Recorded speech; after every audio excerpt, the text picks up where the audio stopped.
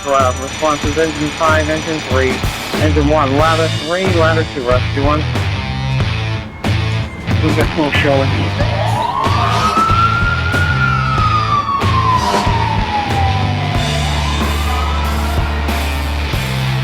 Division 1, you're on location, box 23, reporting smoke show on 727.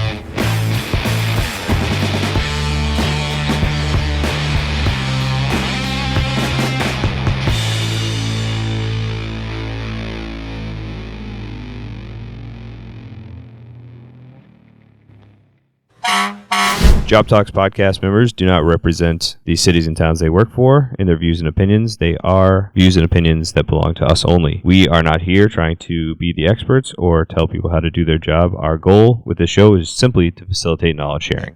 All right, so we're going to get started. We're going to get going on this second 2.5 story. This is a really good fire. There's a lot of good things to that the chief can enlighten us on here. Before we get into it, I just wanted to give a special thanks to Bob Myers. It's 105 Fire Photos. He was good enough to send the chief a bunch of pictures to help out with this podcast. So we appreciate you, Bob. Thanks very much. Thank you. Yeah, the amount of support we've gotten from the chief, you, other people that are lending us their photos. We had Julian, our resident fire photographer, that's lended us some of the video for the intro. It's been pretty humbling. So big thanks. Big thanks. Good. Yeah, Bob does a nice job. Bob's actually one of our fire alarm operators. Really? Oh, okay. Oh, wow. We're one of only a few departments still that have a fire alarm division. Like they take the civil service test and things of that nature. Very cool. And he's actually one of our fire alarm operators, and he actually is everywhere. Takes pictures everywhere, and he does a great job for us. So that's awesome. Yep. Another guy that loves the job and clearly invested outside of work. Contributing and absolutely. Preserving history too. Yep. Like the department history. I just have to tell him when I get there, don't get my bad side. Yeah. Move over here first, Bob.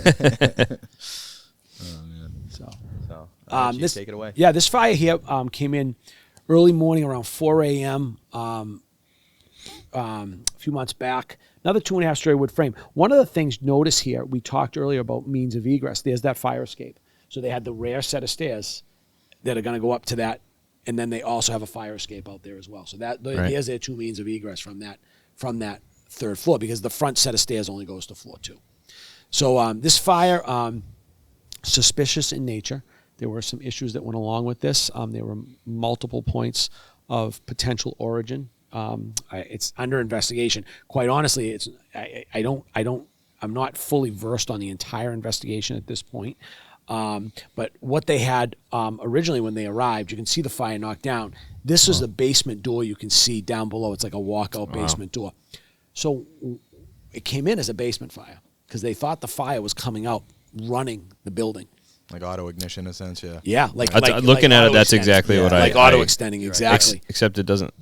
And around that door frame doesn't look burned. It doesn't look that bad. You're right. It was a bunch of debris.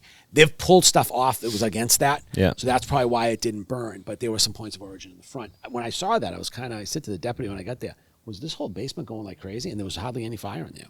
But it all got going on the outside. But what it did was that auto extension. And the fire we were talking about earlier, I was going to say the one on Ames Street we had last week, the fire came out of the second floor, extended up to the third floor, and got into the caulk loft and the soffit a little bit. That's how this was, just an auto extension. This didn't spread through the balloon frame on the inside. This could have been a car fire parked out back, but when you look at it, you get the rake boards, you get your soffit, it's going to spread into the attic space, and that's what it did. It took off, and it got going very good, to the point where it actually spread right to the front of the house very quickly. Wow. Some of the same pictures. They knocked it down heavy when they first got there, but then you can't see them. There's crews actually running lines on the inside, getting them into the inside right now. They did get up. They did cut a hole. If you notice, this is just that heavy smoke pushing out. You can see that it's in the structure just by the look of it. Right. This isn't lazy, and this was coming out like a freight train. Right. Typical ladder guys, just getting all the good photos while we're inside behind that mask, right? And look, now all of a sudden the fire blows out. One of the things to speak of. So I got there. I put Deputy Chief Galligan into operations, and I said, can you go inside and get me eyes? And again, we spoke earlier, and you said about the potential of getting up and that deputy inside as the operations deputy now being able to look around. It's not that I don't trust the company offices. It's not that I don't trust what they have to say at all. I trust everything they have to say. The problem is they have a job to do. Right. They're working with their crews, supervising their crews to force entry, to do searches, to stretch hose lines, whatever the case may be. And they're working foremen. They're doing it at the same time. The difference now having the deputy up there, he can stand back in the hallway and say, yeah, it's running here. We got it on the ridge pole. But it's not to the gable vent yet. Just let's put a hole up there and this at X, Y, and Z. So there are some good components to that. Once they vented this, if you'll notice some of this, and I'll go through a couple of these pictures, it started crawling across the roof too. This thing was going crazy up there. When I saw that and there's picture, another one. That's it there. They cut it, and now watch. Look at Wow. it got out and ran. Now it went through the gable roof, the gable end of the roof. Now. They actually did it with a ground ladder because the deputy at the time wasn't thrilled with the position of ladder 4 because of where that tree was. He wasn't really having it. They ended up throwing a 35. Then they got up there on a roof ladder and cut it that way. Yeah. One of the things, though, when you look at this, again, let's go to lightweight wood frame versus full dimension lumber on a building like this. I'm standing outside at this point. The deputy's up there. We got 2 or 3 crews up there pulling ceilings like crazy. There were 3 sets of ceilings in there.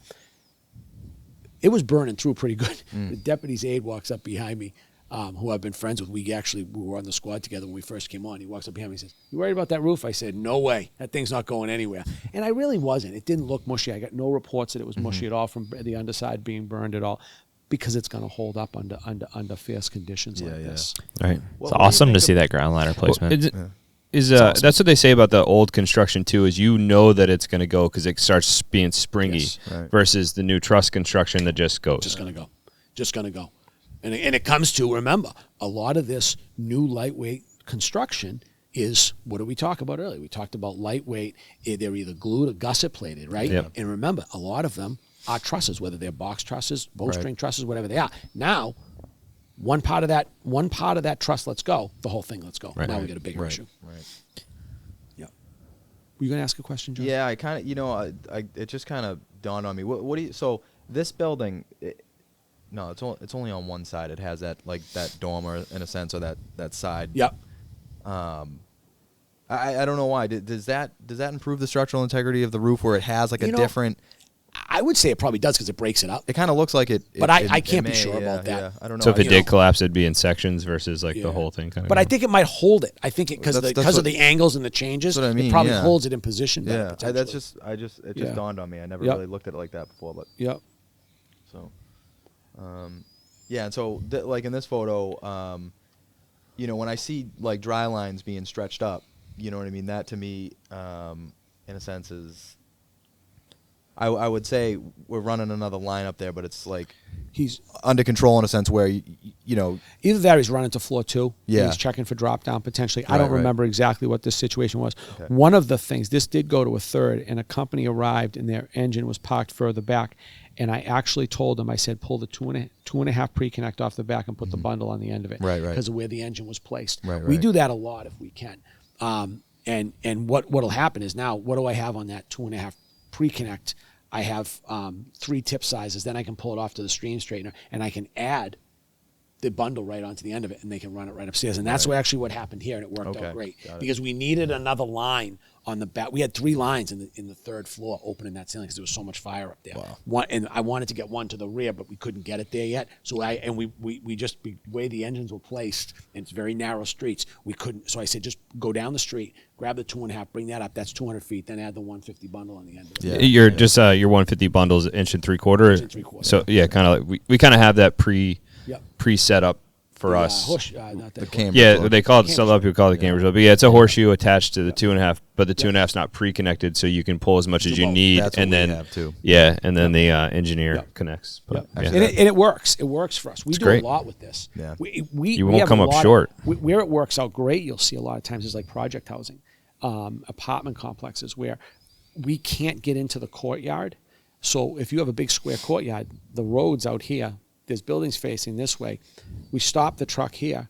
You got to get a line all the way across that courtyard. We have a couple of, there's stuff on the other side. We can't get an engine close. So we'll stretch the 2.5 almost all the way to the front door, then put the bundle on it, and it goes right up. And it's just like you had it park the engine in front of the building. Right. You know, And the friction loss from that long distance is negligible in a 2.5 versus negligible. We inch use and 3/4. 75 psi tips. You got 45 for the inch and 3/4, and we're only flowing maybe 15 to 45, maybe 150 gallons a minute. Yeah, so so- drop the 5. You're probably looking at nothing. Yeah, so you're running like 95, 90 105 or pounds. something like It's that. less yeah. than if I ran, way less than if I ran a pre-connect all the way. Oh, That's what absolutely. you're trying Yeah. to avoid, you know? Yep. I actually, when we had a fire on, what street was it? It was right behind the station. Anyways, it was I forget the name of the street. But when we had that fire, when we got off, the building was massive. Right in back of the Freeman Street station.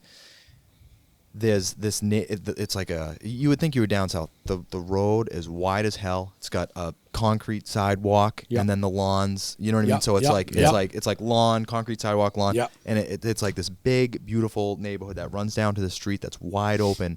And whoever lived in these houses, you know, in the 50s or whatever, like they were the rich people in town. Yeah. These Right. houses are Well massive. maintained. Yeah, and we pulled up to this thing, and I pulled past it to get you know my 3 sides, and I'm like looking at how big this friggin' house is, and I knew it was like, you know, 50, 75 feet to the door, but I'm like, these guys, now we have a report of like, you know, trap victim and possibly a lost officer, right? Yep. And I'm like, Jesus. these guys are going to the back of this place, and they're not getting to the back with 200 feet. They're not, way. you know what I mean? So I just pulled off the Cambridge load, and I Yeah. set up like, I don't know, it was like 100 or 200. I snaked it all out, and, you know, flaked it all out, and When they and come brought, back, they can take this one. You know, I Yeah. realized they couldn't get there from here, right? Right. Yeah, it was just like, I'm like, man, I'm like, I'm like, there's no way. And they didn't take the Right. they didn't take the inch and 3/4 off the truck because, you know, we had reports of victims, so they're Yeah. going to go up and try to make a quick grab. And Right. you know, so when they came out to had, I mean, they had plenty of room. Yeah. But I think that's the best part about it is you're not gonna. Yeah. Yeah. I don't know. I would be very, very upset at myself to stretch that line and just be short. You know, Oh, that yeah. is there's. Yeah. Oh, yeah. Yeah. You're Ugh. trying to squeeze it around the corner. Yeah, Yeah.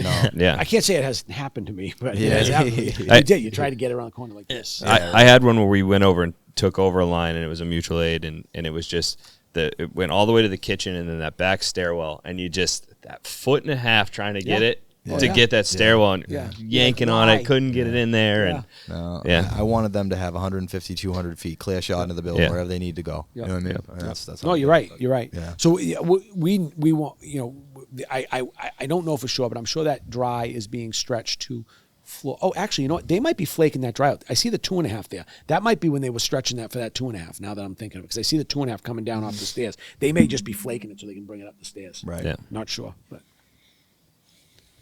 Then Here's your had to, chief. Then we had to add Chief Carroll Chief in there. Carroll. Up there, Yep. like you Looking said around. earlier. Barry's you got know, a photo like that. You know, I said Don't earlier, talk just about it. joking around, we had to throw Chief Carroll in there just to let everybody know that, you know, Stoughton was on duty and on Yeah. the job. But Yeah. Love it. they were there. But like you said earlier, and you mentioned the same thing about Deputy Chief Kevin Galligan when you sent him in, and it was the same here with Chief Carroll. Yep. You know what I mean? You had just had another guy Another with a good set of eyes. Yep. You know, And so while someone you everybody trust. was working. Yeah. Yeah. Yep. Someone you Yeah. know that's going to give you good information. That's Yep. always the key. So Yeah. Yep. Yeah.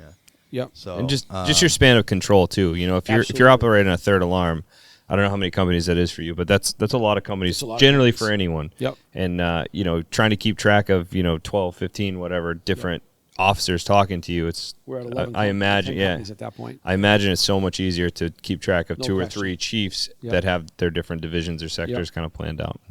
Absolutely no question. Absolutely no question. So before we get into that, Yeah. I highlighted this in the book because I definitely I had to get your opinion on it. Yep. And I think you've actually already answered it, but we'll let you elaborate on it a little bit Sure. more. So chapter 7, page 101, the last paragraph, right? All right, I've read this book a few times, but I don't know if I can go chapter and verse, but I would never I be gotcha. able to, but this stuck out, and I was like, I gotta ask him about this one. Yeah. So it says when now I know we're talking about 2.5 story, and these are multifamilies, but Yep. we have 2.5 stories that aren't multifamilies, and so it could be Absolutely. considered a private home, right? But it says when firefighters are operating at a private home with a sloping roof, it is more effective to remove smoke from the structure by venting top floor windows than by cutting a vent opening. So you want to, this is Vincent Dunn. Yeah. And the FDNY does not go on sloped roofs. Okay. All right. For the most, that's kind of their rule. Yeah. All right. So, but that's probably part of that. Right. It's funny you said that. So we had Cambridge did a training last year, and it was all saws and forcible entry stuff. One of the guys that was an instructor was from Squad 41 in the Bronx, and he came down and we were talking about sloped roofs, and he's like, "Yeah, I don't know, we don't do it. We only do flat roofs. That's all we do." Right. Yeah.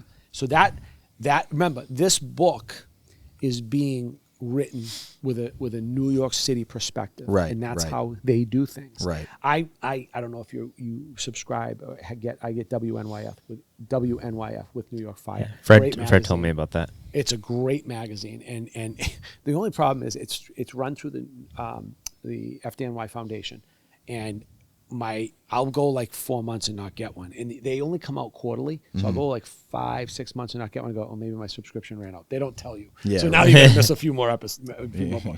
But I love reading those books. There's tons of great information in them, but it's also written from an FDNY perspective. So they talk about H buildings and this. They have all these different acronyms they use that are different, say, than us. Right. So they don't go on sloped roofs a lot. Okay. So there is a good chance they are opening those windows to vent. Now, again, this book was written before there was the big push for flow path issues and things of that nature. So you have to keep that in mind, that when they are opening those windows, they're probably making sure they're opening, you know, the leeward side first and not the windward side to push it and this, that, the other thing. So and for everyone listening, I do have the second edition of the book, which I think came out in I think maybe it was like 2011 or could be. Was it? I think it was. I think it was the about first that ones have recently. been out for a million. The first one, what was it, like 78 or it was published or something like that? Yeah. So I mean, in reading the book, it's like it's almost timeless, and then they update some things with studies and things like that. But yeah, no, I knew kind of again like the beginning, like they see it, talks about it, and then 30 years later, the studies support. Right, you know, exactly. And just that's like you said. and that was like what I got out of that book. But I knew, and to be fair, this is, I don't want to say taken out of context, but he didn't elaborate any more on this. So it was a point that he wanted to make. Yep. And you know, he didn't open the wormhole, so to speak, with it. So because we don't go on sloped roofs, or because of why why wasn't there. It was just that was it. So I just didn't know, and I didn't know if there was ever a time where like you guys had, even maybe earlier on in your career, where there was less of a push on these flow path issues and things like that. Maybe if that was like a tactic that you guys had used and found success in, where you do horizontal ventilation as opposed to vertical. So I think we do. Yeah. I think one of the things we obviously get concerned. I mean, I think we have some very good ladder officers that are very smart. They understand the roof. They understand the structure. They always want to cut a hole. Yeah. Always want to let the engine guys open up the windows. Exactly. Sorry, but you know what I'm getting at. Yeah. They always want to cut a hole. Yeah. So, which is a good thing. Right. You know. But no, I don't. I would have to say we're pretty good about, if we're not going to get a hole, we'll get stuff open. But if the fire's in the structure, we're getting a hole. Right.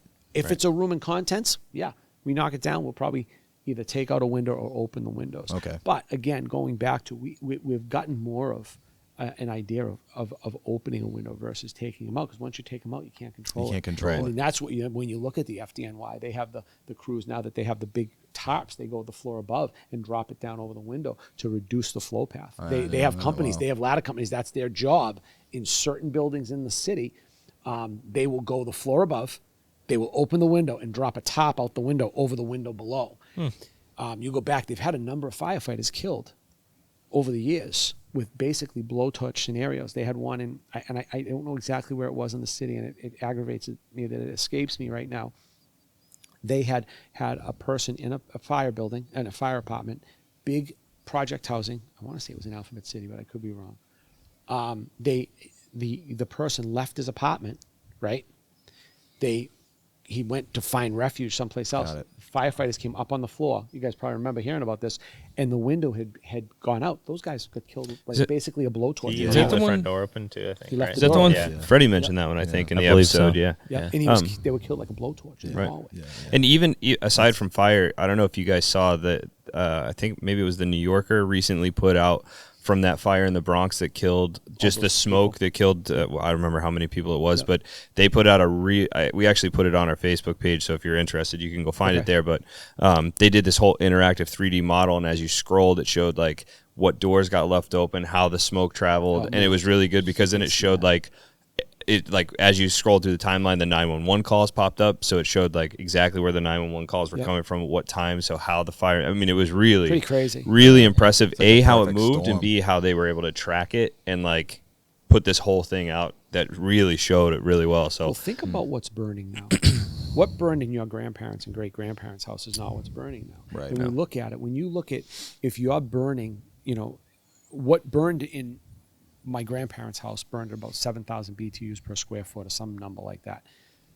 What's burning now is burning between 17 and 20,000 BTUs per square foot. Well, gasoline burns at 19,000. Right. So you basically, this is gasoline. It's all plastic. That's all this is. Go back to the Happy Land fire in Harlem years back, and the people, it was a lovers' quarrel. They got in a fight. He came back and basically Molotov cocktailed the coke check girl who was his girlfriend in the front hallway. Well, killed a number of people in the building just from the smoke, from all the rugs and everything that were burning. There were people literally found sitting at their tables. They were eating dinner with like a drink in their hand, dead from the CO poisoning. And so what's burning now is a whole different animal. Wow. Yeah, they say we did a whole big thing on smoke at our department recently, and it was breaking down what they find in the solids of smoke, and the majority, and again, I don't want to misquote it, but I want to say like 80-something% is crude oil. Yeah. That's what the smoke is, because is. What's burning is fossil fuels, plastic. A lot of people don't realize that everything that's plastic, all this foam, all this other stuff it's gasoline. Yeah. You could do a whole show just on flashovers and what's burning in the air, and they equate. Like I always talk about, I'll do a meter class and I'll talk about meters, and people are like, carbon monoxide, the silent killer. Well, the flammable range of carbon monoxide is like 12.5 to 75. Natural gas is 5 to 15. Right. We're not in a building with natural gas, but we're in a building with a whole lot of CO. Right. All that stuff, you saw those pictures, the heavy black smoke coming out on the pictures we showed, then all of a sudden it lit off. Yep. And that's all that, finally finding that oxygen-enriched atmosphere outside the building with that carbon monoxide and all that stuff burning, along with all those other benzenes and all those other carcinogens that are in there. Yeah. So, crazy. Which is why the fire service has to evolve. Yeah, right. Yeah, with exactly. the world, Yep. I'm not wearing one of those goofy helmets, though. yeah. Chief, I appreciate you saying that. We might have to scrub the whole episode if you said you did. Yeah. So I went on a call. I came back as the callback deputy one night. They had a second or third alarm, and I was a deputy at the time. And I don't even remember who had the fire. And we get a call over the Brockton Hospital, and I get there, and the aide walks in. He's at the panel, and I'm not paying attention. We had a not you guys. It wasn't you guys. I promise. We had a department on the other side of the city. I know it. Yeah. That was covering for one of the stations. And we get to the call, and we're standing there, and they had 3 guys on the company. And I never paid attention. I was talking to them on the apparatus floor and stuff, but when we got to the building, I just got out and we went to the panel. I wasn't paying attention. They were grabbing their stuff. And I turn around, and they're both standing there. The 3 of them are standing there. I said, and I look over, and one of them's got one of those helmets on. And I go, third floor main support. And you 2 can go in the building. You can't. End up being the officer. I went, I guess you can, but take that helmet off. Wear mine. Yeah. Yeah. We had a guy in the neighbor in town who wore one to a decent sized fire we had. Yeah, it was a photo that circulated pretty heavily around the area. He was just trying to be progressive, and he was like, guys, I think we're all moving to it anyways, and they're pretty comfortable, but I would be surprised if he was still wearing it. You know what I mean? I really would, because there's some tradition that I don't know. Yeah. You'll never see. I can go in 6 years. You'll never see me one in the next 6 years. I can promise you that. Yeah. I appreciate that. Yeah. Thank you. Yeah, we're.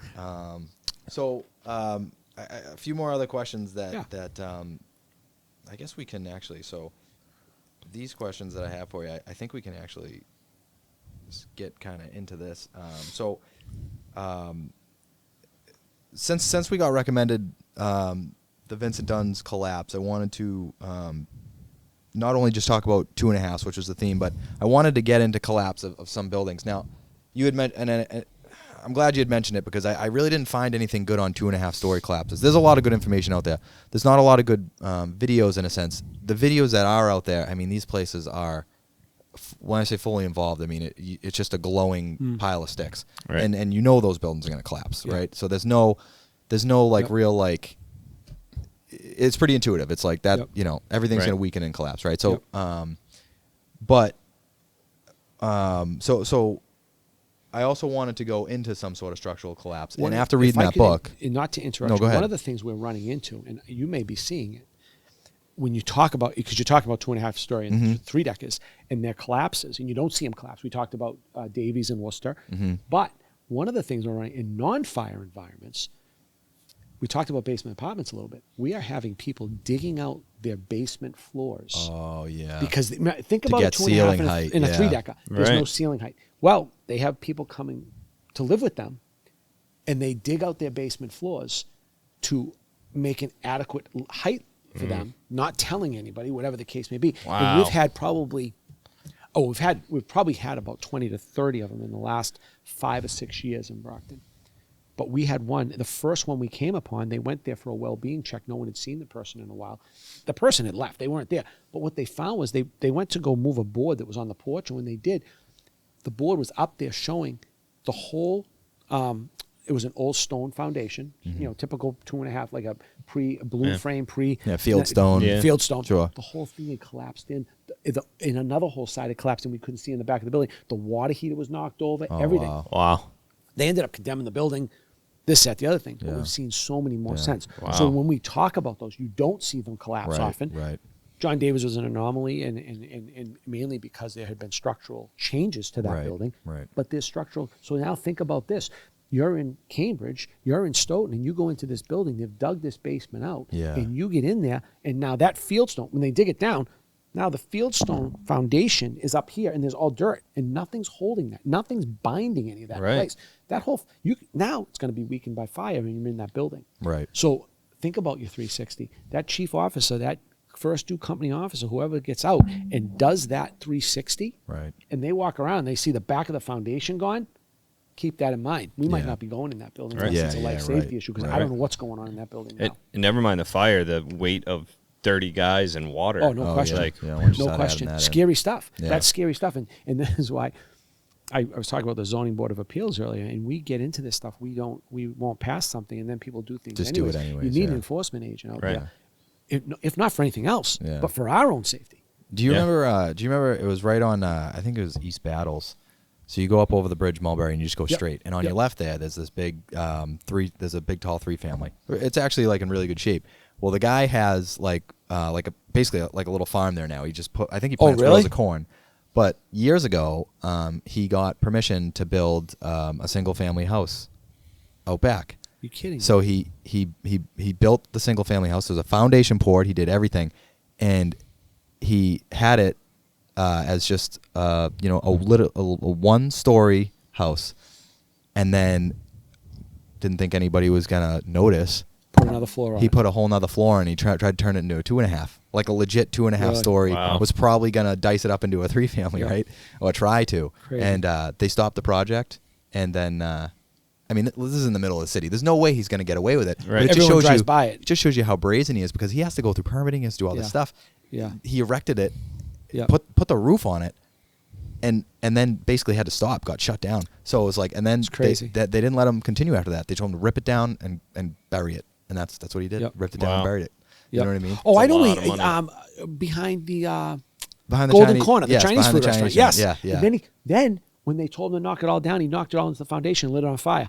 Did he We really? were at a medical call. We were at a box at the home for battered women and children. Yeah. Across the street, and Jeff Morrison was driving Squad A. I'm at the front door. He goes, "Hey, there's smoke coming from behind Golden Corner." We go walking over. He lit he dumped all the wood into the basement and just flicked his Bic, and next thing you know, it's on fire. Didn't want to pay for that. He was all pissed off when we got there too. Well, how am I going to get rid of it now? I go, I don't know, like everybody else. And maybe if you didn't do it illegally to begin with, you wouldn't have this problem. But it's like, never mind what people are doing inside their homes where you can't see it, you can't regulate it. People can do whatever they want. Scary stuff. So, yeah, it is. It's crazy. But yeah, so the point I was going to make was just that after reading that Vincent Dunn book and really getting into structural collapse of big buildings, and like I said, I was surprised about reading about these buildings that were built, and in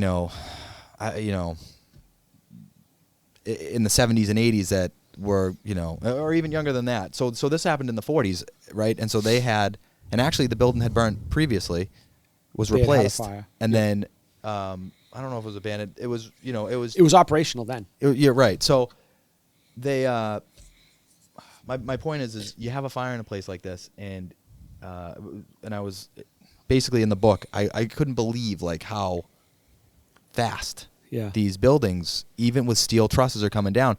And you think, and they call them fire resistive, so in your brain it like gives you this like bit of comfort for a second, but then you start reading into what they mean by this terminology, and it's deceptive. And you really like non-combustible fire resistive. You're like, oh, this is probably a concrete box. Nothing's going to burn here, and it's not the case. No. And so, I figured, we would be. I figured we needed to go over this building because it's a perfect example, and it's right in the city of Brockton. So the Strand Theater, there were a number of Strand Theaters everywhere. There still are. Yeah, I mean, you go down to the middle central Atlantic area, Virginia, West Virginia areas, there's still a lot of Strand Theaters around. Strand Theater was a brand name. Mm-hmm. This fire happened March 10th, 1941. They had been playing it was a movie. It was a movie. This, if you were to go to the end, that last car in this picture, and you can see past that, that's where Brockton City Hall is. The police station was right around the corner there. This block no longer exists. But you'd walk into this lobby and then turn, and that's where the fire actually was in the theater area. Night watch, one of the night cleanup guys he saw smoke, this, that, the other thing. At the time, there was very rarely many people, they had phones, but they might not have had something readily available. The street box system was ideal. So he was told to run up the street, hold the street box. Trucks showed up. They had heavy smoke condition when they got there. They were pulling up the floor. The funniest thing, if you ever read the book on the Strand Theater fire, the media was right in the building with them taking pictures. Firefighters are working with axes, pulling up the floor, and there's guys snapping pictures. Snapping pictures for tomorrow's paper. And what I had read about this was just that, when they got there, they really thought it was going to be a routine. Nickel and dime. Nickel and dime, yeah. Yep. That's what they thought about the whole thing, and then. But this building is ordinary constructed, Type 3 ordinary construction. One of the biggest problems with ordinary construction buildings is the void spaces. Mm-hmm. So they had a fire on the floor. They started pulling up. It had already gotten into a void space up, and had gotten up into the balcony area. Chief Burrell, who was the chief for many years, who only passed away, he was the last surviving member of the department when they had the Strand Theater fire. And he was actually told to go outside. He was a firefighter at the time, and get up to the roof and get some. I forget what the piece of equipment was. He ran out of the building, and that's when basically the partial roof collapsed onto the balcony, and killing 12 immediately, and the 13th the next day. Yeah. But yeah, so this was a tragic event. Again, this was March 10th, 1941. So you got to remember, this was heading just into the beginnings of World War II. Right. I hate to say it was kind of forgotten, but kind of ended up in the back.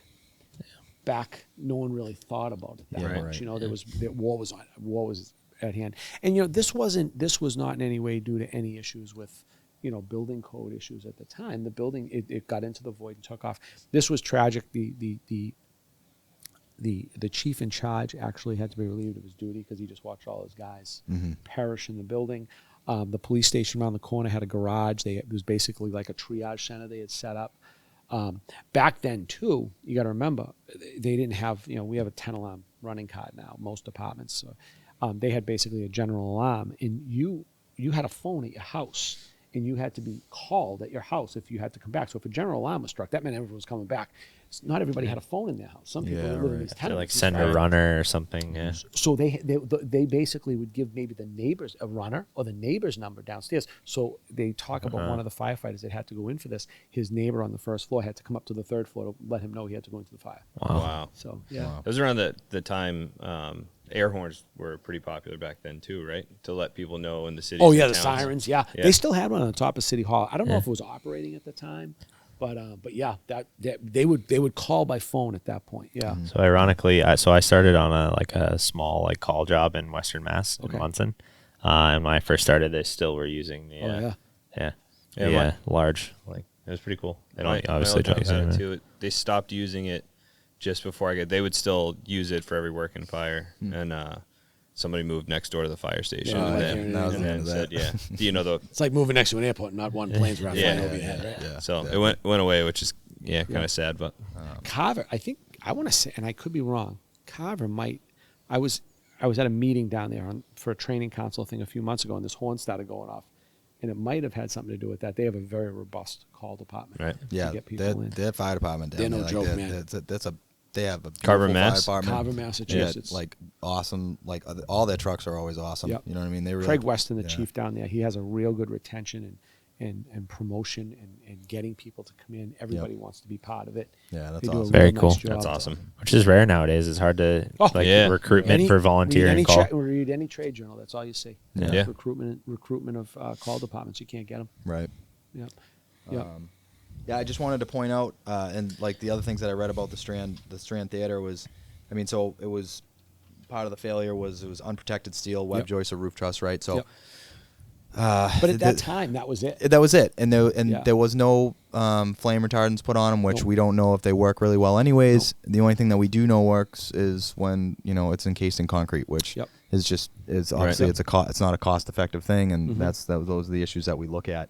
But as far as like codes, and you had mentioned it was all up to code, everything was good. It said that it was considered a leader, a leader in modern fire safety with everything that they updated in the building, and so it just goes to show you, like with those void spaces and. They were able to close off the film room. If you remember years ago, going to the movie theaters could be a disaster because 35 the millimeter film. It was very everything was flammable. flammable. Yeah. I mean, it was almost like an organic material. So they had all these things in place where they were able to close off the film room if there was a fire and it was contained and all these, all up to code and all those other things. It was just the structure itself was unprotected steel. Like you said, type 2 buildings. That's still unprotected steel. Right. And it'll collapse. And it'll bend 5-10 minutes, boom, done. Yeah. Right. Complete flame impingement. Right. It's kind of like, have you seen that movie Inglourious Bastards? I was thinking about it. It's like Yes, with I Brad can't Pitt. remember. I have seen it. Brad Pitt. And there's that movie theater full of all the Nazis, and she lights all the All the old film. the film on fire. And Yep. Done. So made me think of that right off. away. Yeah. Yep. So. Yep. What was it made? Nick, do you know what that old film was made out of? It burned so well? Celluloid. Oh, really? Really? Is that why they package it always in metal containers? Probably back then. Interesting. Pretty crazy. So now we actually have we actually dedicated a memorial back in 2007 to the 13 members of the Strand Theater. What we had though before that was a piece of anthracite coal from Pennsylvania that we had received, and it engraved with all the members' names. Oh, wow. On Scranton, Pennsylvania, and they've come up. We've actually kind of have a kinship with the Scranton, Pennsylvania Fire Department. It's like a sister city type. Yeah. They've come up for stuff. We've gone down there for stuff. Nice. Yeah. It's like a super random locations. You so know? crazy, yeah. And we recently, I want to say it was this time last year, the son or grandson, of the guy who actually engraved the coal came up. He wanted to see it. He had never seen it, and he called the mayor and said, "Can I come up and take a look at what my grandfather did?" Oh, here?" wow. That's cool. And he was here. So it's just a dude that took it upon himself to Yeah. do it Yeah, and yeah. created this kind of relation. Yeah. That's really neat. Yeah. Very cool. Forged Pretty a awesome. friendship. So that still Yeah. stands Cool. in the rotunda of City Hall, and then the memorial is actually on the outside of City Hall, and that's where we usually hold an inside memorial, and we lay a wreath at the outside memorial every year. Right. Wow. So all done. It was all done through donations and work of the members of Brockton Fire, Local 144, to get it done. So Wow. Great. Awesome. Yep. One of the big things I wanted to point out about Vincent Dunn's book is the repeated use of the handy talkie. Handy talkie. Yeah. You don't have those? It's the fun, you're reading it, and I thought it was like a misprint. Yeah. I'm like, what the hell is a handy But talkie? that What's he again talking about? like goes to highlight like the evolution of this job, where like at the, back in the even you probably can speak better to it than me, like not everyone had a personal radio. Like some of the luxuries. That's a big post on 11 thing, isn't it? Oh yeah. Or The post, officer, I know in Brockton when I get on, the officer and the driver had them. That was it. Right. wasn't it actually a post Worcester 6 What's the 6? is when Was a it big really problem. is when it really took push. And then there was a big issue. The communications issue with September 11th was the crossband repeaters. They were sending them into the building so they got boost wattage. Because the problem was a lot of New York cities were 3-watt radios. Yeah. And I'm not a big radio guy. I don't understand them fully, but I understand the operation of them. These crossband repeaters would boost the wattage to like a 40-watt radio, like a mobile radio. So they were carrying them in. But Worcester 6, there was a huge push for everybody having a radio. Right. Yeah. Yep. Yep. And then we evolve. These are the things we see. Right. Right. I look at you watch the old show Emergency from years ago, Yeah. and they have he would have to pull the antenna out. Yeah. And I laughed one day. I said, "How many of those things would be broken?" if we Oh, had God. those? Thank Oh, God we have God. those ones that kind of wag. Yeah. Yeah. Don't break. Yeah, the You would whip- destroy whip it. antenna. Even the like blinkers that stick out on our truck are on rubber now. Yeah. So, Yeah. you know Yeah. what I mean? Yeah. Like, Yeah, yeah. They- Absolutely. More No- forgiving. No If we- question. we're good at breaking stuff. They That's know for sure. better. Yeah, we can break things. Yep. Yep. What's up, Nick? I have a fun fact really quick about the film stuff. So nowadays it's made of cellulose acetate, which is the same stuff they make like cigarette filters out of. Yeah. Okay. But Okay. in that time, it was cellulose nitrate, which was you take cellulose I mean, nitrate. and Yeah. expose it to nitric acid and sulfuric acid. Which makes I mean, it's a Nothing of that borderline sounds explosive. Just Yeah. a bomb. Yeah. Yeah. 400 feet of film. I wonder. I mean, maybe that is why that was encased in metal. But, I mean, obviously I it would keeps think it so. protected, but it's Yeah. like It breaks down and too. I guess plastic also wasn't really a big Wasn't thing around, back yeah. then. Yeah, I think that was World War II, right? That's when plastic really came about. Was a necessity for artificial materials. Yes. Was it? Yeah. Yeah. Oh, so On, like, yeah. So random yeah, military Yeah, history yeah. facts. Yeah, that's yeah. Nitric acid and sulfuric acid. Yeah. Close 500 people. This is how. Yeah, this is how we're gonna make. watch this is a how we're movie. gonna make Yeah. If it movies. gets real hot, be careful. Yeah. Make sure you get out those doors. Well, there's like great footage of. I have a mic. I'm sorry to go on, but there's like great footage of a camera that like the motor will malfunction and overspeed, and then the whole thing will catch on fire because of. Wow. Right. It's, I mean, it seems like it'd be really sensitive. And like, so that's now we're dealing with foam mattresses and plastic on everything, but every That was generation forever has had their version of right. stuff that you're just like, No question. yeah, Yeah, like right. what? Absolutely. There's no Yeah, question. yeah. Yeah. You know, it's just at the time. I feel like generally as technology improves to make things better in one way, Right, it right. does, something else in another way, whether it be more flammable or whatever the case I is. think with And- the fire service, though, like we were talking about electric vehicles earlier, if there was better communication with us to say, hey, we want to produce this vehicle that is going to be run on electricity. We're going to be run by batteries. We want to do a good job. How do we make it so it's an easier? How do we make it easier for you? I mean, for years, remember the hybrids? We had it was an orange cable, then it was a blue cable, then it was always something different. I mean, the 3502 key for an elevator Right. is the only time, and your John O'Donoghue, retired deputy chief of operations. I mean, he basically wrote the rules and regulations for elevator safety in the Commonwealth and around the country because of his place on the elevator regulator board. I mean, he was an incredible guy. I Yeah, mean, gave it's us a very a- interesting story. Yeah, he gave us he did a class on elevators shortly before he passed away Yeah. with Cambridge. And, there's a book, Elevator and Escalator Rescue, that he Yep. Yep. Yep. big part Ours of, is but- modeled after yours because of John. I was a member of the Mass Institute of Fire Department instructors with him for many years. And John was an awesome guy. Yeah. He was an awesome soul. He really was, full of knowledge. Well, I guess I have one last thing that I found interesting, anyways, and Yes. then we'll let the conversation go where it goes. But All right. so I was in finishing up the book, right? Now guys don't even have to read the book if you listen to this whole podcast. I basically spilled out everything that it had, but in the end, it's interesting because the epilogue. Where he talks about, he says he started questioning, architects and engineers and the fire service and who's a friend to who, and and he would ask that question to all his peers and coworkers and stuff, and the answer always came back like, no, they're not our friends. Look at the but what he realized over time, and it was basically he said that it's not their job to be our friend. Their job is Build the to building. get the low-cost construction that's sound, not Yep. under fire conditions, apparently, right? to the engineers or to the architects, the engineers and the architects, and then they bring it through us. We do the best we can, and at the end of the day, no matter what the case is, like we talked about earlier, you have to adapt, build your plan to something. You have to get out and look at these buildings, and we have to pre-plan them, and we have to do our freaking job. Right. And Absolutely. I think it's a big difference, and we kind of brought it up in the EMS episode, is a for-profit, not-for-profit. Like, those guys have to make money. Yeah. So somewhere they have to, like, be able to recoup what they cost, and items have, like, a finite value, except the housing market right now. Yeah.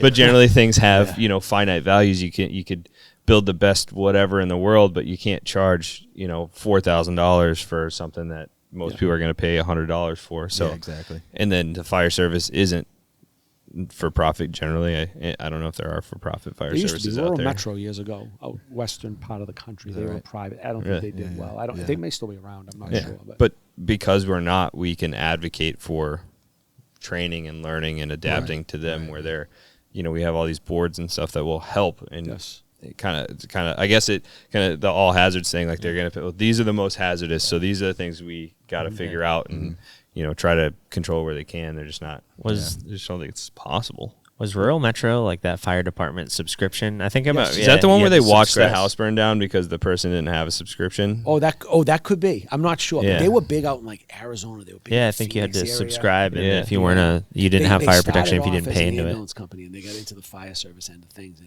And I remember when I first got on in the mid '90s, they said, "Well, this could go countrywide, and we could all be out of jobs." And it never really took off.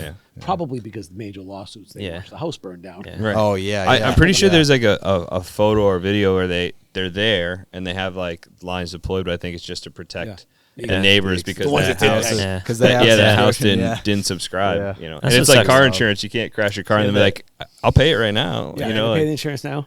I think that's where like some of these private endeavors like rub up against that like moral and ethical. What is moral and ethical, right? Like absolutely. I'm gonna put the fucking fire out. Like Yeah.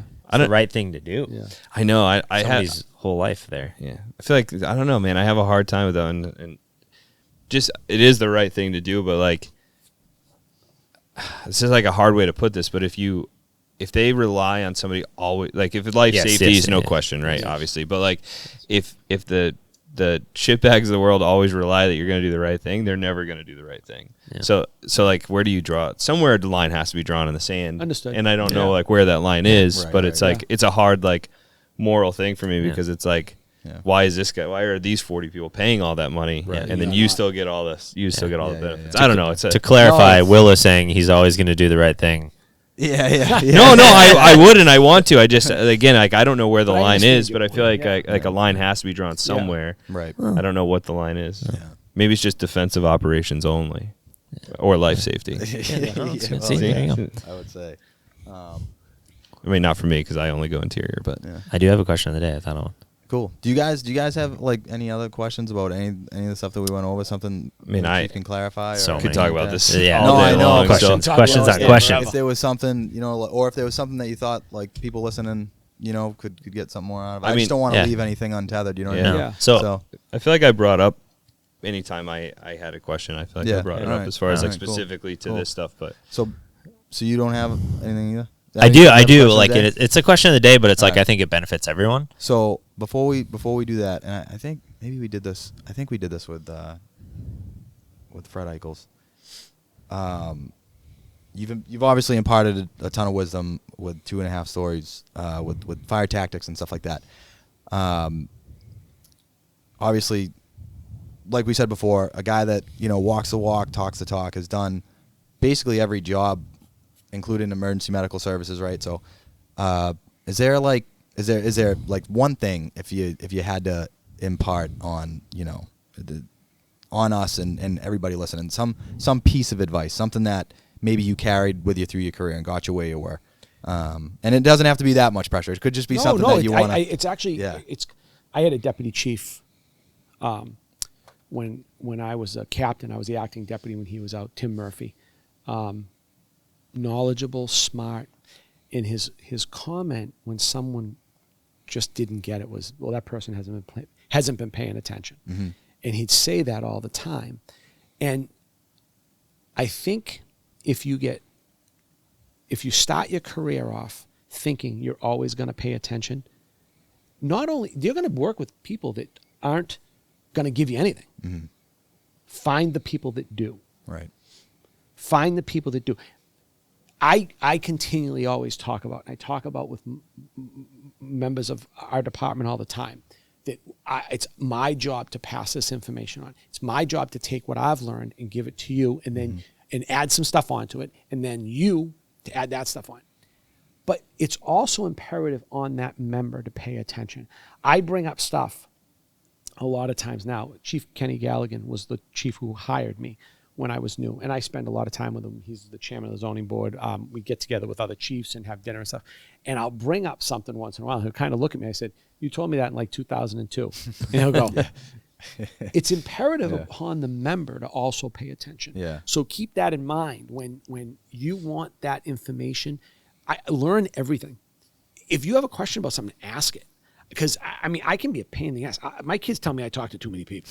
I mean, we'll go someplace and they'll be like, "Why is Dad over there talking to that guy? Who is that guy?" I don't know. You look kind of an interesting guy. So pick up everything. Yeah. Right.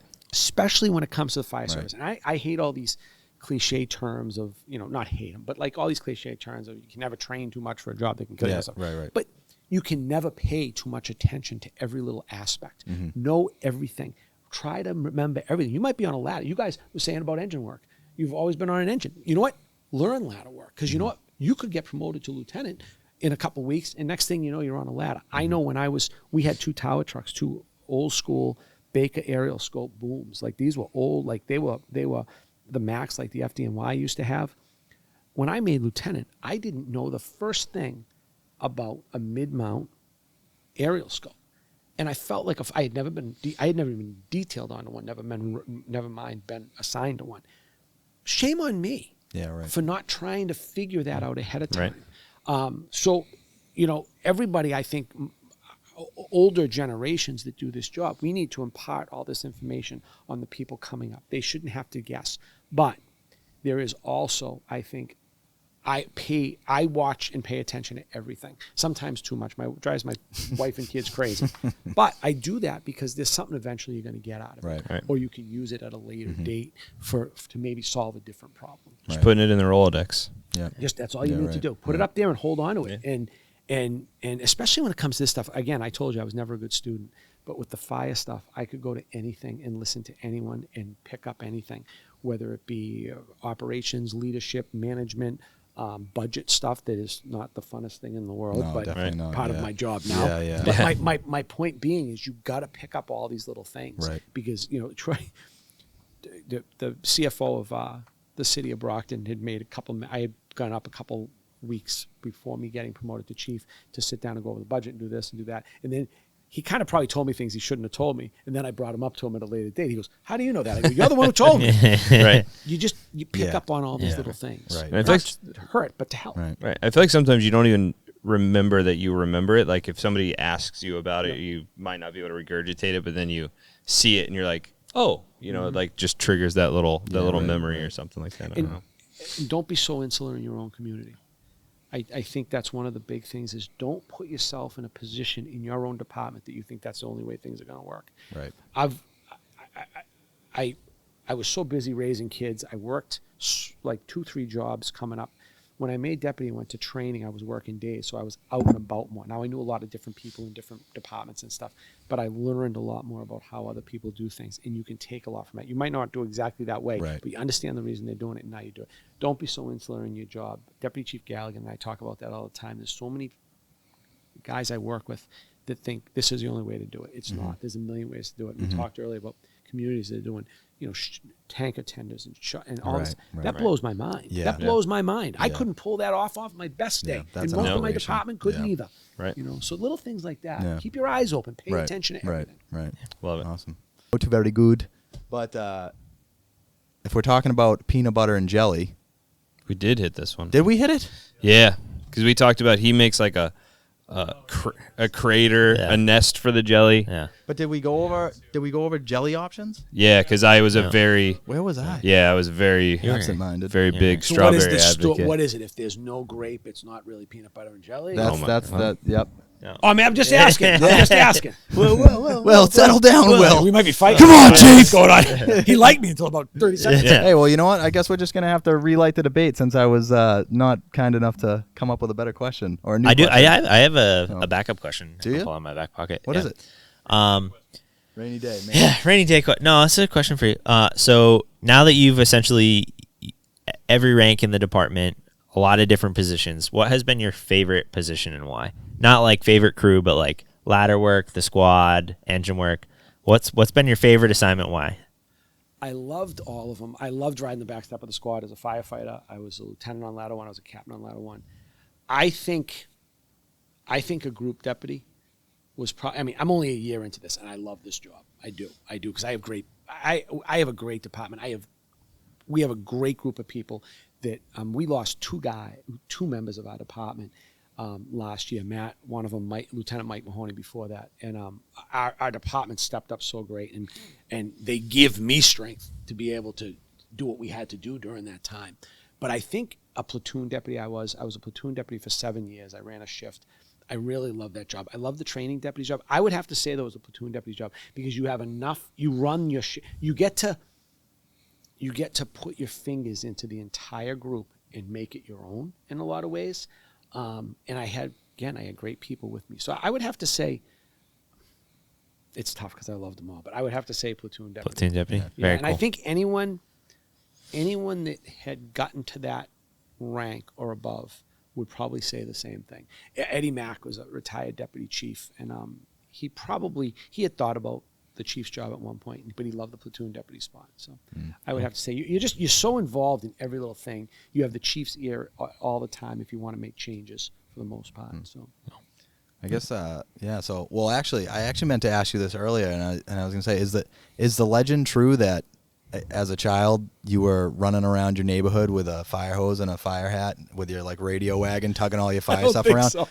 No, where'd you hear that from? I don't even remember. I was just they were like, oh, Sources cannot they're like, be Brian named. Nardelli, like Yeah. that guy. He knew he wanted to be a fire chief when he Yeah. was 5 years old. The exact I know, opposite of what he told us. on this podcast. I did. There was a picture of me, and I'd have to find it with like a little red fire helmet on, and my mother's like hose from her vacuum in the really? house at one point. But I don't know where that is. But again, I was always very interested in the fire service, like I said. But I kind of, you love it. I loved it when I was a little kid. Yeah. Then I kind of like got into like junior high school. I was playing a lot of sports. Right. I kind of had this thing. I got to go to college. Right. I'm not a college person. Yeah. This is not. Right. This is not my thing. I gotta, I'll go to Massasoit and get my fire science degree nights and stuff. Right, but like, because I can learn about stuff I like. Like even like when I went to paramedic school, I loved EMS. Yeah. Like I loved paramedic work, and I really appreciated everything about it. So there was a lot of math, there was a lot of science, but I dove into It's something it you head enjoyed, first. yeah. Were you a Because I flight liked medic? I had heard I you were. did. I Flight. worked at Boston Med Flight for 7 years. That was That's the last awesome. job I worked. Wow. Yeah.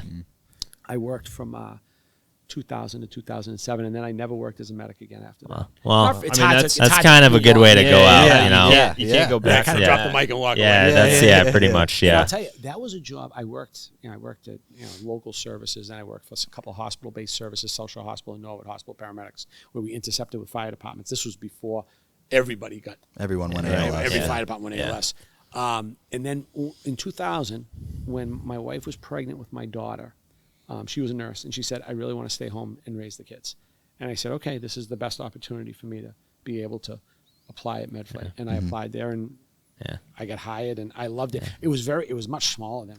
We had 2 full-time helicopters and 1 part-time helicopter. We just put 1 ambulance up, and we had kind of a prop plane, and that was about it. Now they got like 5 helicopters, like 5 ambulances. Multiple bases and bases. Yeah. We just at the time we were in Hanscom, and they were just opening Plymouth. That's why I got hired. Oh, okay. So yeah. Wow. So Hey, geez, Boston Med Flight, what a lackluster ending to your EMS Yeah, career. right. yeah. No, that was Boston Boston That was Med, a preeminent flight medic, service in the Fire country. chief of Yeah. Brockton. Yeah. Like, terrible resume, honestly. Yeah. They're a great organization. If I can tell you something about them off the fire topic, they're a nonprofit. They basically have 5 consortium hospitals in Boston: Brigham, General, Deke, BMC, and Children's. They basically Boston Med Flight. They run in the red every year. Those hospitals subsidize what goes on with them, and so what's great about that is you see all these air medical disasters all over the country running into each other. That's like the old days of racing to a call. Up here, they basically have it's called the New England Air Alliance, and they have a mutual aid system that they go, like if we need a helicopter on the North Shore and the aircraft now that's out of Lawrence is out, they might send Dart. They might send Dart, or they might send Lifestar. Maine is pretty far away. If it's down south, they might send Connecticut Lifestar to the western part of the state. Yeah. Different things of that nature, where there's none of this safety issue. Safety is a huge issue. Is the National Guard then? Because I know some states utilize the flight paramedics of the National Guard. Yeah, I don't. Not here. Yeah, I've The never only heard of time that. I ever flew, we got out to Nantucket one time, and Nantucket. If you've ever been on Nantucket, you think the weather's bad in New England, or weather can change in New England. Nantucket's a whole different animal, and we got stuck out there. The pilot couldn't predict it. We got out there, we landed, we got stuck, and we had a real sick baby, sick kid. And the Coast Guard came out with a Jayhawk and picked us Okay. up. Oh, wow. And that was like Pretty cool. Well, yeah. it was awesome, but it was so different. Yeah, I'm used to being in this little BK-117. Now they have the DC-135s. I used to be in these little BK-117. You're right on top of the patient. Yeah. Now I'm basically tethered, trying to take care. It was those helicopters are multi-use. It's a whole different. Yeah, the right. aircraft Very is cool. completely different. So it was pretty interesting to fly, and they're loud. Yeah. Holy Oh, moly, yeah. they're loud. That's pretty cool. The first time I ever called, so I worked in Cambridge as a medic, and then they took over the Emerson contract. So the first time I ever had to call MedFlight was out there, and we needed 2 birds, and so we got like MedFlight and is it Life Flight or Dart? What was one of the two? Life It might Flight have in been Worcester. UMass Life Yeah, I UMass, think it was Life yeah. Flight. So we had MedFlight land here, Life Flight land here, and it was pretty cool. It's very cool. Pretty interesting. Good job. It was a good job. There's a lot of the people. Some of the smartest people I've ever worked with in my life. Like crazy smart. Like, oh my God, Yeah. I can't believe they hired me. Yeah. How am I even in the same? Yeah. range Right. as No, smart? so I I almost feel like they need their own like certification designation because they're not paramedics. No, like they're they're just so Yeah. far above your Yeah. typical. yeah. My paramedic. orientation It's- was like 3 months long. Yeah. Yeah. So Crazy. I teach part time Okay. at a local paramedic program, and there's 3 or 4 med flight. If you were people wondering that- what the problem with the EMS service Yeah, is. it's me. It's actually. But we have 3 or 4 people that teach where I teach that are on med flight. Who, if you don't mind me asking? I wonder if So Vahe. Vahe, Mike Dunn, Is it Stanislaus too? Kaylee Montañez of I probably shouldn't be outing all these people. I should ask Yeah. first, but I'm Bailey Fontan. Sorry, Reed in advance.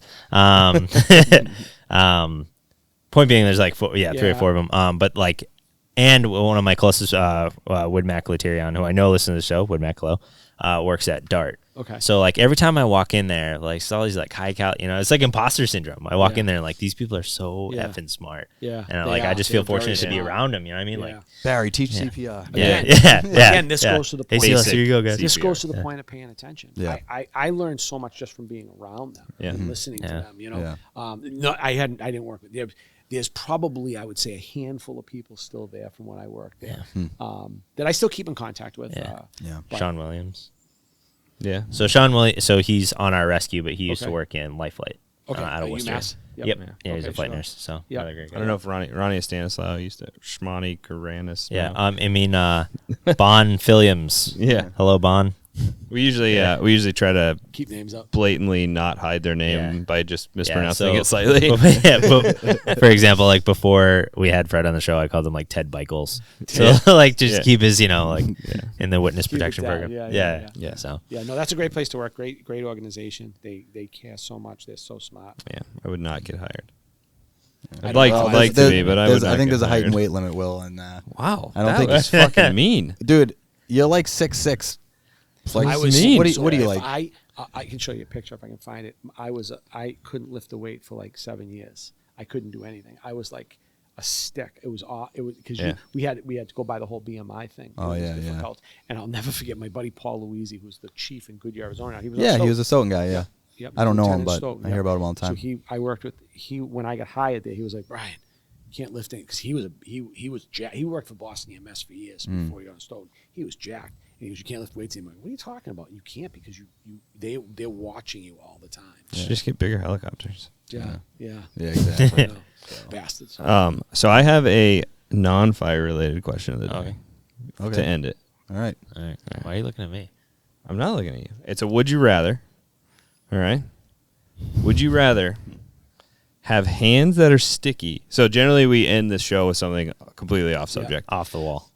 Would you rather live forever with hands that are sticky like you touched maple syrup or tree sap, or feet that felt like you always had wet socks on? Feet, wet socks. I would say feet, wet socks. I can't stand stickiness. Yeah. You'd rather live with sticky hands. I guess it depends. Like, I'd like Spider-Man. are you? I was gonna say, are you a Yeah. football player? Yeah. How sticky? Like, can it Can useful? I ask you? Yeah, Can I ask you a exactly. clarifying Like Christmas Vacation, tearing pages out of the magazine, Oh. knocking Yeah, lamps yeah, over. yeah. Kind of annoyance sticky. Yeah. Can I ask a clarifying question? Sure. So with the wet feet, do we get trench foot, or it just feels like that? No, it just feels like it all the time. Okay, yeah. It's like your hands aren't actually dirty. Yep, take the feet. Yeah. Yeah. Yeah, I've been posing this question all summer to like my friends and family. They're probably annoyed I don't by know it what's by going now, on in your but firehouse, dude. These are some dumb You're- questions. you're gonna be You're thinking, asking like, that. I said friends and family, not fire family. Oh. No, I did on vacation. I don't know. It's just I think I had sticky hands, and then like I went to the beach, and my feet were all wet, and I was like, man. I But don't know what would also be worse. the consistency of maple syrup and like pine is very different. But it's generally the same. Like you put maple syrup on a plate, and you touch that plate. It doesn't matter where you touch it. about Your it, hands yeah, are sticky for hours, Well, it and depends it what is grade it is too. infuriating. You're not Yeah. getting This away. is true. Vermont pure. Yeah. Vermont pure. Yeah. So my Where was it brewed? yeah. My thought was also wet socks because you could get in the shower and like maybe alleviate the feeling. Whereas like sticky hands, it just doesn't sticky go hands, away. yeah. Doesn't go away. It's Doesn't. terrible. That was And good. What when a you thought. wash them, he still stays. Forever. Like Forever. I feel like you get your Christmas tree, after Thanksgiving, and in New Year's you're still like, Jesus. Yeah, You know what I mean? Pine Like, tar on you. yeah. I agree. Zap. So. All right. All right, Will, you want to take us out? Sure. Thank you guys very much for watching this episodes, multiple, of JobTlks. Big thank you, Chief, for coming on, and Thank you. huge thank you again to both yourself and everybody who supported us this far. I think if we can continue to have caliber guests like this, we're gonna be able to make a good impact on the fire service as a whole. So it's really awesome, and we really, really appreciate it. So again, if you haven't subscribed yet, please subscribe. The button is very easy to find, and follow us on our social media at JobTlks, JOBTLKS. And check out our website. We'll have links to the book, to the bookshelf, our shirts and stuff like that. And yeah, we'll see you guys next week. All right, guys. Thanks for tuning in. JobTlks out. Thank you. Thank you so much, Chief. Absolutely. That was great.